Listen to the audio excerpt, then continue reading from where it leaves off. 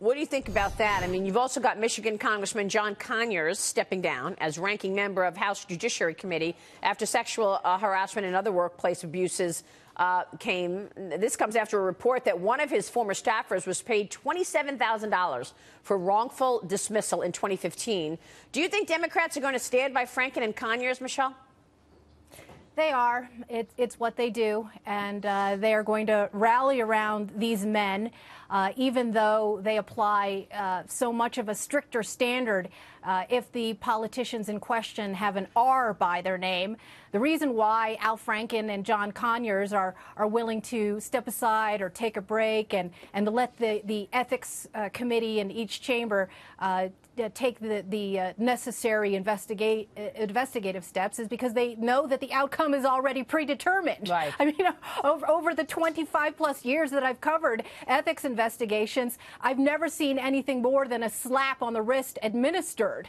And what this is really about, of course, is holding the feminist left, in particular in the Democratic Party, accountable for their rhetoric. And, of course, Nancy Pelosi's spectacle yesterday of lionizing John Conyers as an icon when any Republican who had been accused of the things that John Conyers has been accused of, and if any other Republican had settled in the manner in which John Conyers had, you know, it would be World War IV. It would be the apocalypse for Nancy Pelosi. Well, you know what really gets me, Michelle, is this incredible world of hate thrown at you when they don't agree with you. And, you know, it's like they just turn a switch and the George Soros robots come at you online throughout social media.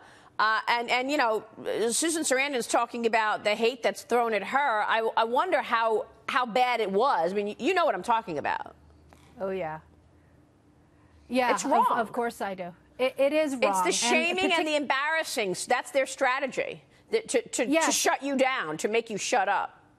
Yes, that's exactly right. And when they can't stand on principle and when they're exposed as the moral and ideological hypocrites that they always have been, all they have left to do is lash back at you and try to shut you up on social media. Right. And I think that's the one healthy thing that's come out of all of these scandals is that it's become so naked and transparent, you know, just how feckless and bankrupt so much of the left and the Democratic Party leadership in particular are. And now their new strategy is to come at you under the veil of their women champions. So they're champion for women, but they have no problem harassing me all weekend or you all weekend. I mean, this whole idea that they are women champions, and that's the banner that they're going under, and they're full of hate. Yeah, that's right. Well, I've been in the social media milieu since the advent of it, and I have to tell you, Maria, that the best thing that you can always do is expose it. And I have always advocated retweeting the hate so that everybody could see it. These are great object lessons. Wow. Even when there's F-bombs thrown in there, you can't retweet that. Yeah, I have on occasion.